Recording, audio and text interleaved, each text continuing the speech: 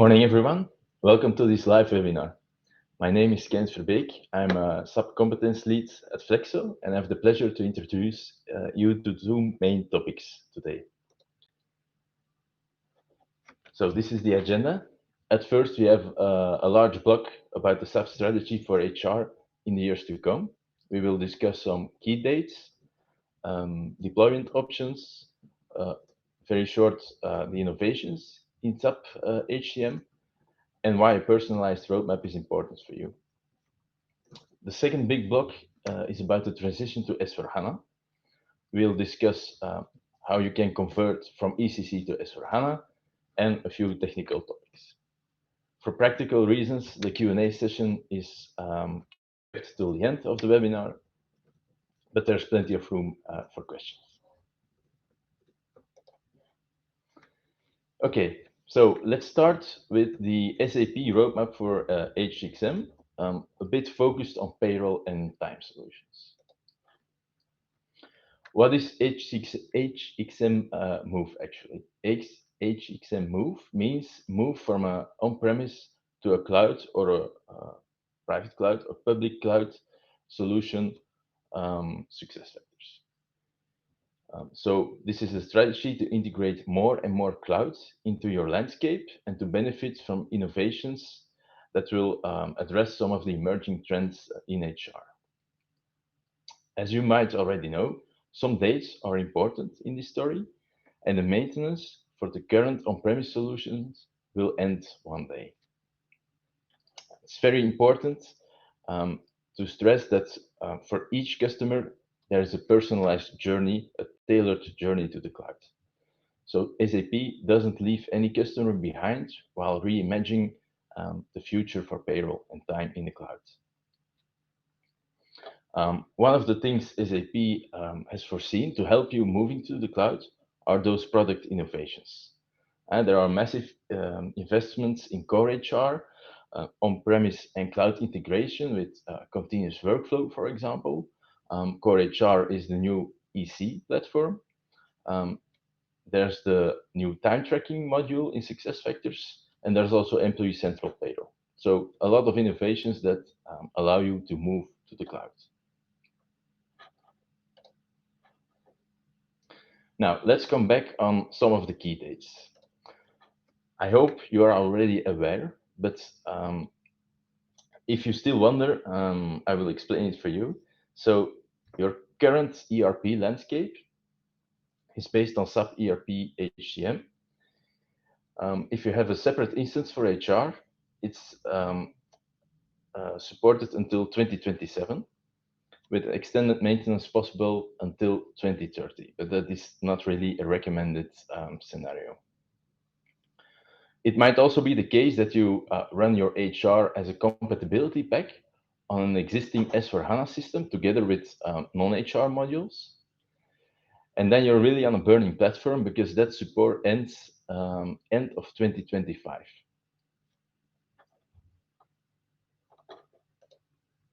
So what is the new future-proof solution for on-premise customers? Move to the S4HANA solution specifically for HR. So S4HANA was launched a couple of years ago already, but did not focus yet on HR. So the HR line of business was added in the S4HANA 2022 version in, of course, 2022, the third quarter, and is now available for customers. With that solution, you are supported until at least 2040. Another similar solution is the private cloud solution. What is the difference between this one and the on-premise version? Of course, that you will enter at that point in a SaaS model, so your system will be hosted by SAP in the cloud. And then the last option, of course, is SAP SuccessFactors, which is also available in a core HR flavor, so to say. Time management and payroll are included in this cloud model. And this is really the way forward. This is the platform where the most of the innovations will happen and is supported far beyond 2040. So to recap, the options you have for the future are S/4HANA, on-premise or private cloud, or SuccessFactors if you want to keep running your SAP core HR solutions beyond 2025 or 2027.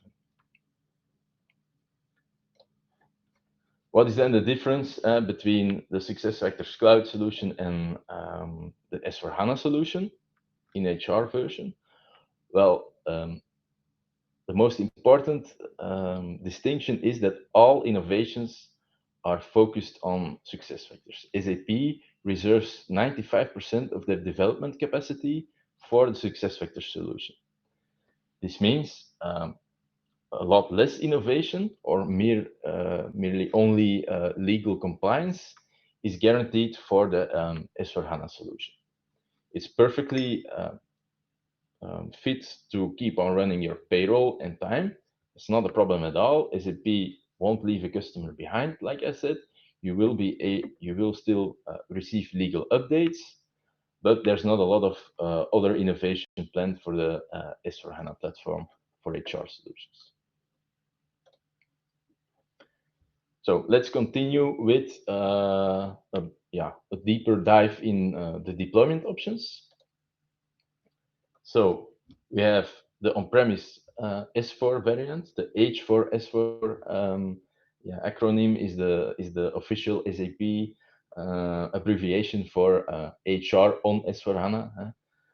So that's why we put it on the slide. It's H4S4. We've got that in an on-premise flavor. We have the private cloud version, and then the public cloud version, which is SuccessFactors for HR. So let's take a look on the on-premise version. Yeah, the scope matches exactly the scope of your ERP system. So it's based on Enhancement Pack 8. You have the core HR, but also the talent management modules available. No important other updates. And it's available since little less than 2 years. Attention point maybe, you need a HANA database, but you can run it embedded on a separate system with non-HR modules, or also on a separate HCM system. And an attention point, you also need new licenses. Even if you say just, we want to stay on premise, we are not going to private cloud or cloud. The H4S4 is a new software, is a new license on the SAP price list. So you have to get in touch with your SAP account manager, even for this solution. Like I said, the scope is comparable to the ERP HCM scope. Just some Java components are not available. If you run some older versions of SAP Learning Solution with the content manager and so on, you might be impacted.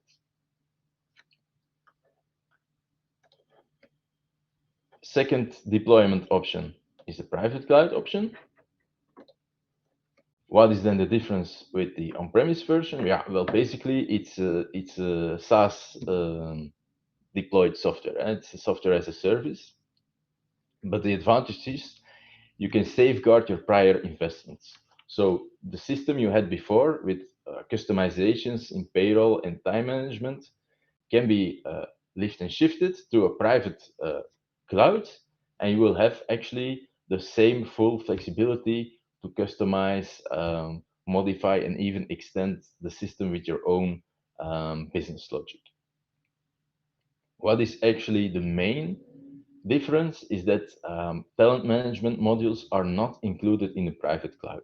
So if you are still running learning solution or e-recruiting on-premise and you want to keep it, then it's not possible to move to the private cloud. Or the other option is you move to a private cloud and the talent management modules are moved to a SuccessFactors module.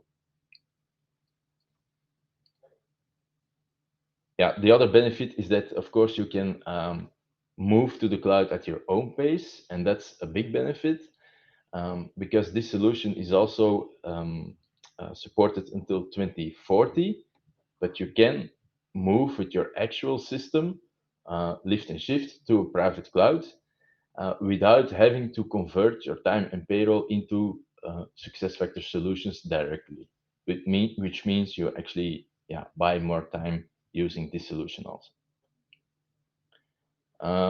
It stays, of course, SuccessFactors stays, of course, the long-term option. And so it's not really a change in strategy. It's an additional option that SAP provides for the customers. Now, let's see what's under the hood. So what do you actually buy is the blue part of the pie. So it means software licenses, of course. The tool itself. You buy also the hosting because your system will be hosted in an SAP data center or on a hyperscaler of your choice, meaning Microsoft Azure, Google Cloud, or Amazon Web Services, for example. And the third thing you buy are the technical services. Let's say all the BC, the current SAP BC jobs that are done on the on-premise system are then managed by SAP in the private cloud environment. There's a very exhaustive list of responsibilities and SLAs. Um, uh, for example, how many refreshers per year are included in the contract, etc. So it's really a nice document to read once. But included in the contract, all those services.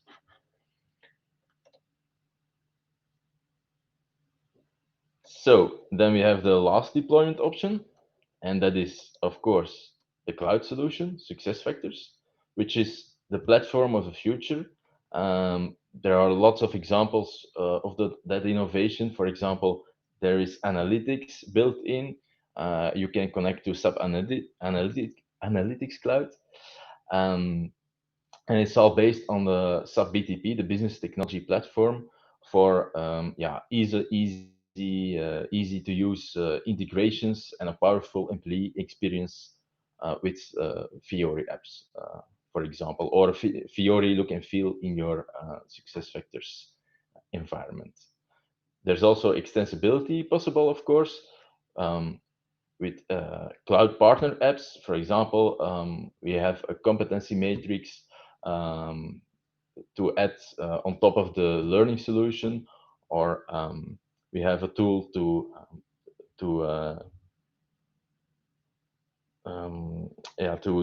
to connect to the federal learning account, and so on. So that flexibility is thanks to the business technology platform. And then, of course, there's a full core HR and talent management layer with also innovation, for example, the HR help desk or an onboarding module, something that doesn't exist on the on-premise variant or in the S4HANA variant. So, SuccessFactors Employee Central, you innovate faster. And Employee Central is actually the baseline also for future payroll and time solutions of SAP. What's the advantage? Self-services are built in. Workflows are, for example, not a technical task of hours or days even, but can be done by an HR user. You've got a nice org chart, in a website layout instead of the old Popome layout in SAP GUI. And custom extensions are less coding and more flexible via configuration. What's also important is that there's for payroll and time a seamless integration. You can access payroll relevant master data easily, like social insurance, tax, or garnishment data, because it's embedded into Employee Central. So as an end user, you only connect to Employee Central, having that website layout. Okay, future direction for payroll and time. Employee Central Payroll, SAP really stays a provider of payroll solutions. Yeah, on-prem payroll, private cloud payroll, or Employee Central Payroll. The three flavors are possible, and you don't have yeah, to have fear to migrate to Employee Central Payroll, because under the hood you still have the same payroll engine. It's just available in a cloud version. So it's more like a migration approach to go to Employee Central Payroll rather than a re-implementation. Yeah, some innovations, for example, are the payroll control center. You have the classic payroll process where, yeah, um, to the end of the payroll cycle, you've got a lot of work to do and a lot of checks to do, um, which yeah is really stressful for the payroll department. In the future, SAP yeah, designed the payroll control center to allow for a more easy payroll closure because during the month, a lot of checks are already done. eh? So they are done earlier in the process, which also leads to higher efficiency. The system will do some checks, validations will be sent to the HR team, and the HR team can solve the issue already directly when the tool has detected it, and not only in the few days before the payroll closure. And of course, the tool is built in Fiori for an optimal user experience. Then very short, what is the future direction for time? Well, the approach from SAP is a little bit different for time than for payroll. For time, um, yeah, there is a re-implementation necessary because the SuccessFactors time management has really nothing to do with the on-premise time management. Um, what has SAP been done in the past years? That is build functional parity with SAP on-premise time. In the beginning, um, time off, time sheet existed, but they were not really on par with the possibilities of SAP time management, where you can flexibly design your own calculation rules.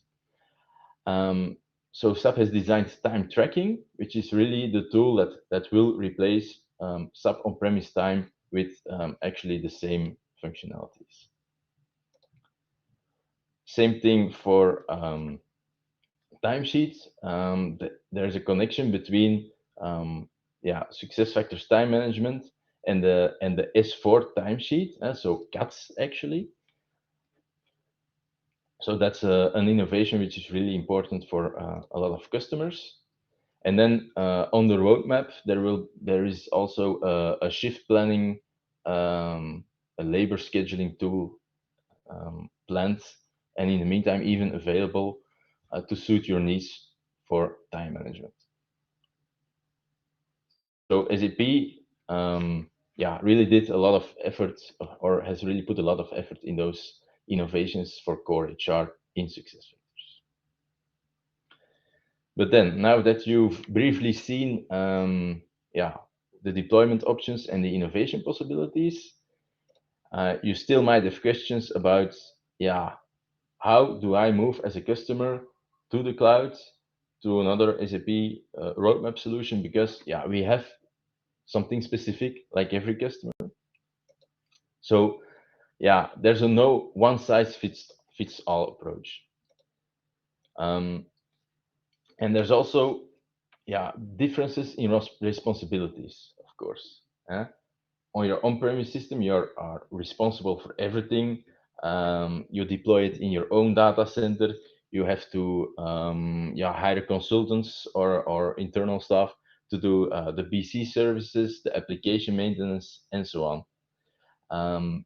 You decide yourself when you do the upgrades, but there will be less upgrades available in the future on S4HANA.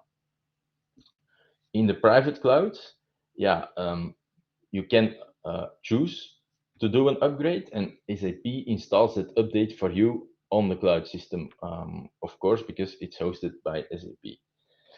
The licensing model is of course different because for on-premise you have a perpetual license, and in the cloud you have subscription-based licenses.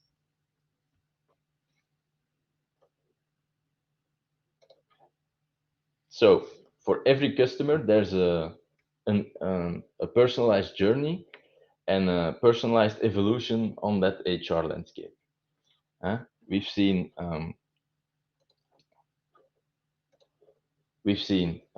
on-premise, core HR, time management, and payroll. Then we do evolve to PAOM, the master data in Employee Central, for example, with payroll and time still on-premise or in the private cloud. And then on the SAP roadmap, you first transfer time management to a cloud solution, which is then time tracking, and can still keep the payroll on-premise. So the blue rectangle here.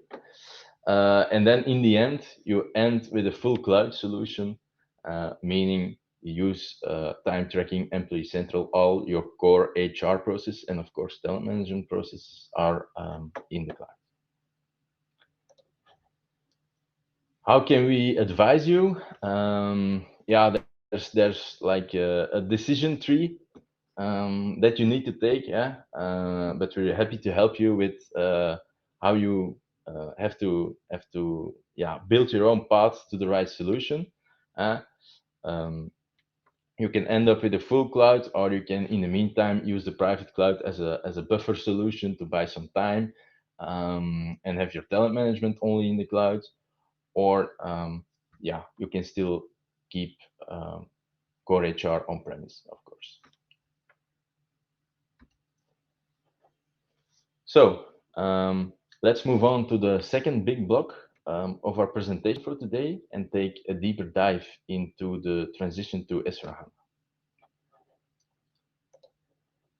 Now, what is S/4HANA actually? Well, S/4HANA is a logical successor of ERP, R2, R3, and the enhancement pack 8 system we know today. That was already built for like 30 years or more even.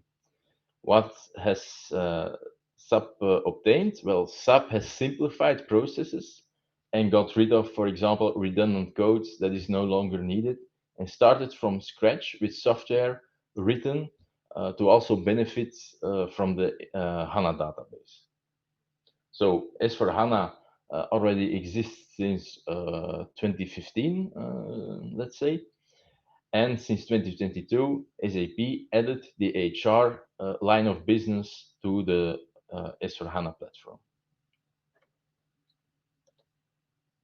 Now, what are the options to convert your existing SAP HR system to the S/4HANA version with H4S4 as the HR solution?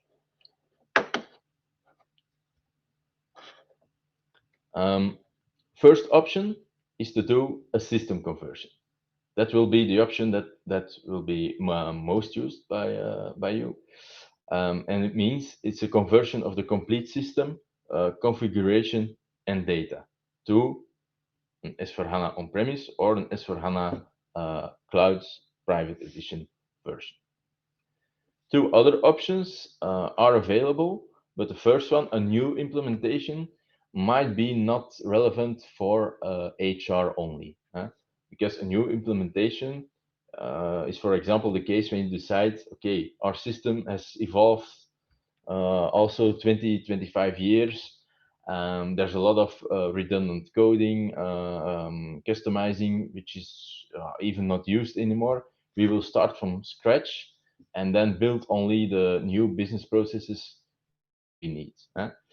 But because for HR, there's not a lot of things that change on core HR side, it might not be an ideal solution unless it's decided that also your non-HR modules will be re-implemented. And then the selective data transition is, for example, for environments with multiple instances where you want to do a harmonization, or, and we'll come back on that later, maybe interesting to do a carve out of the HCM environment. So we'll focus on the first option, which is the system conversion.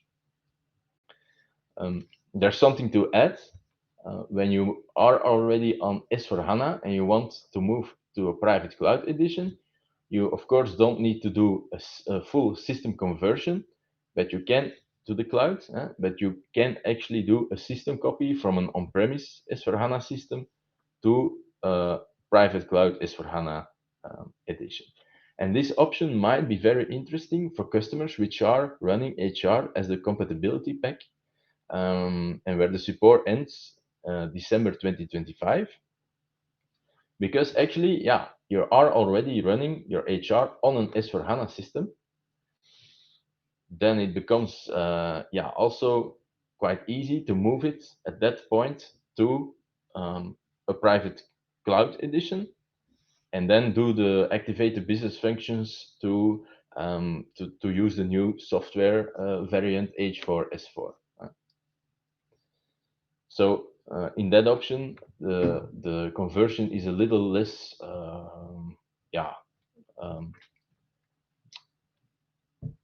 needed because you can easily do a system copy. Another alternative option is to carve out HCM, meaning, let's say you're on an on-premise system and you want, but the on-premise system is an S4HANA 2021, for example. Well, on that version, it is not possible to activate the H4S4 solution for HR, meaning you either have to upgrade to make use of the H4S4 solution, or, and that's the second box, as an alternative, you can, of course, do a carve out of HR from the system where, yeah, that you share with, for example, finance or logistics, and move that system to the 2022, or yeah, normally already the 2023 version, which allows you to, yeah, make use of the different upgrade timings. And another option is to directly move HR when it's carved out from the shared instance with non-HR modules, to move it directly to a private cloud solution, which also means you don't have to take into account timings of the other modules, and that you can directly make use of the cloud private cloud variant of S4HANA. So there are many alternatives possible. Yeah, important to know is that, of course, for S4HANA, the HANA database is required. And it's possible in a one-step approach. We sometimes get questions from clients asking, yeah, do we then have to convert first to a system on HANA database and then later on convert to S4HANA functionally? No, you can do it in a one-step approach. So what are those conversion steps then for S4HANA? Well, at first, there's a discovery phase and a preparation phase. And that's where we focus on today also. So what do you do there? You run the readiness check reports, and you check whether your system, your ERP system, and the configuration that is present on that system can be transformed to an S4 system. Because SAP has simplified some processes, some functions are not available anymore. So you need to double check whether it's possible to move just like that, like an upgrade-like approach.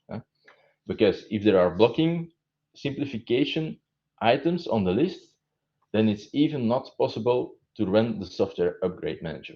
So that's why these are discover and prepare phase tasks.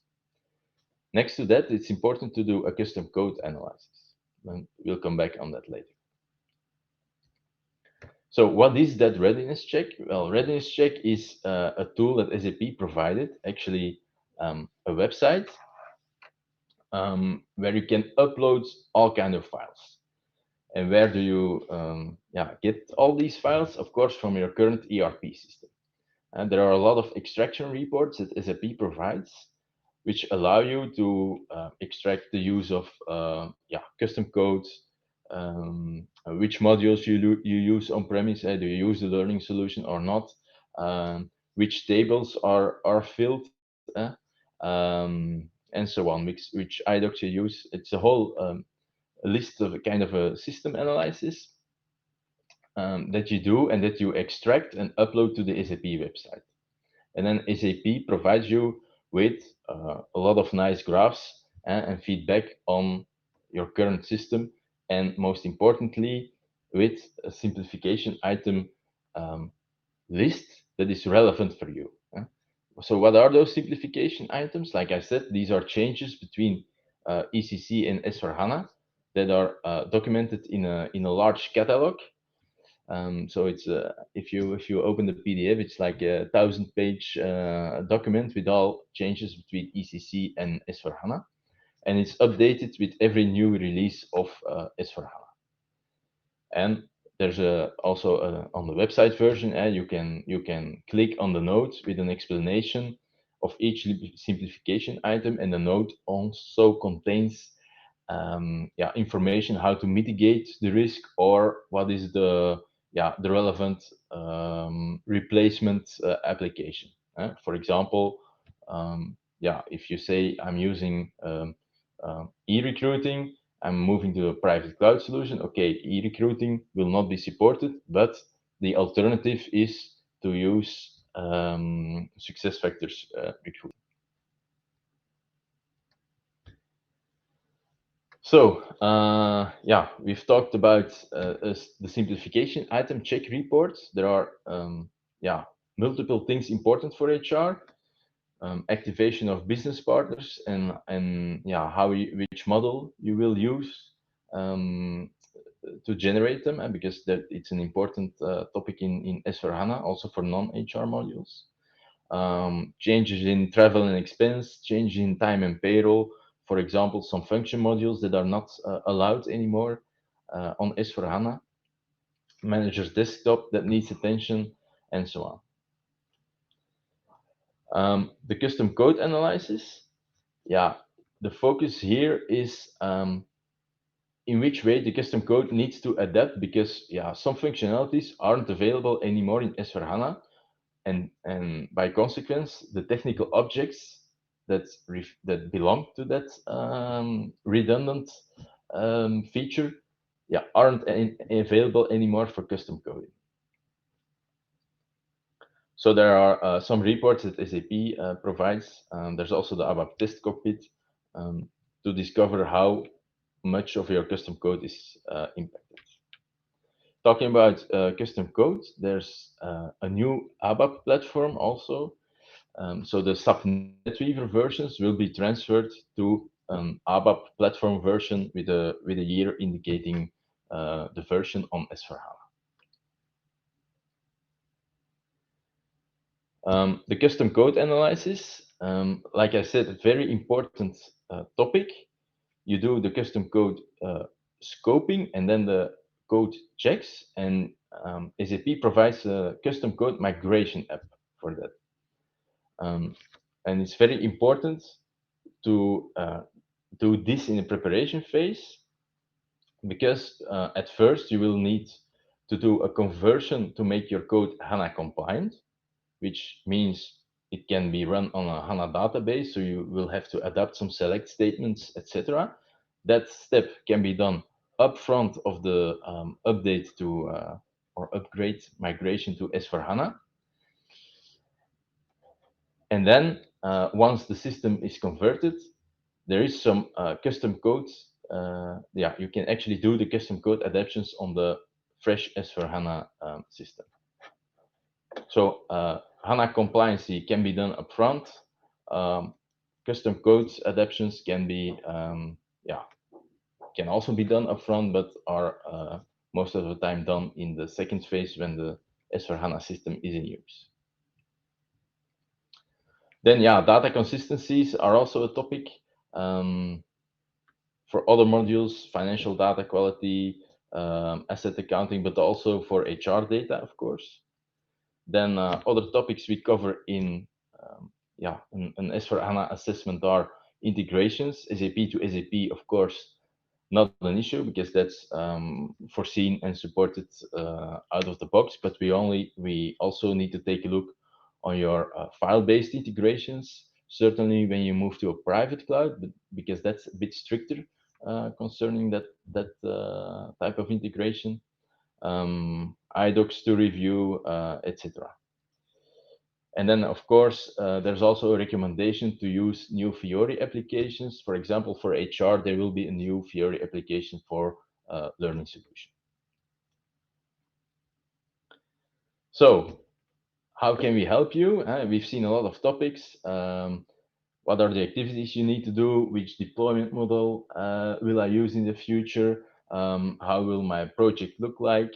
Or do I go for the greenfield or the brownfield approach, etc.? So there are multiple ways to arrive in Rome, but you will also again have your own way to arrive in Rome. So that's why we do an S4 assessment with deliverables that will provide you a clear view on the way to go to S4HANA to minimize the risks and to have a smooth conversion project in the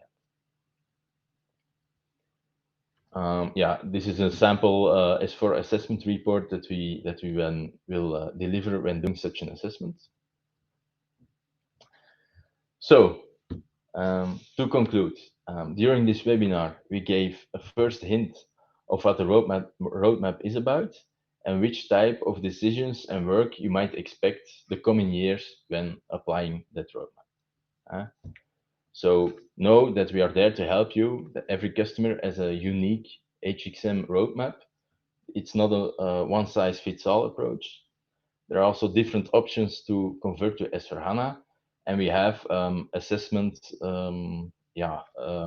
experience in guiding you through a cloud transformation roadmap or to an S/4HANA conversion. With this slide, we've come to the end of the presentation. So now it's time for our Q&A. I'll check with Lean if there is there are some questions.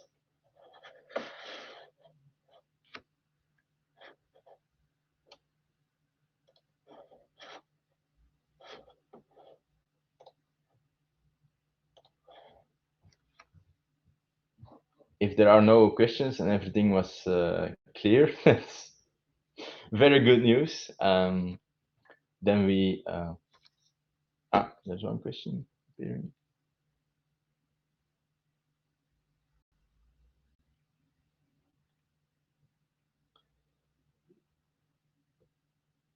Okay, so question from Teun. If all you have is HR on ECC, what are common reasons to make a choice between S4 and ECP? We've seen that slide with the decision tree. An important decision maker is, of course, the cost.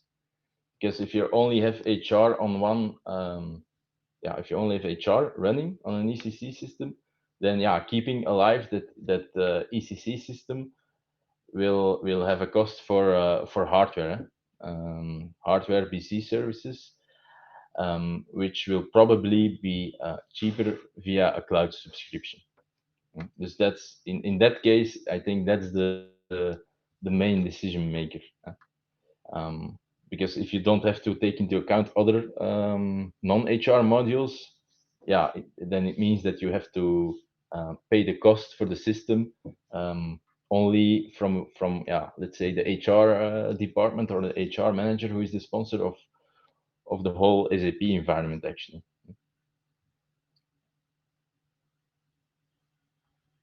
Because, yeah, like I said before, for payroll, actually, there's payroll is just another flavor. It's the same payroll engine that runs in the cloud. So yeah, uh, you shouldn't be afraid to take that step.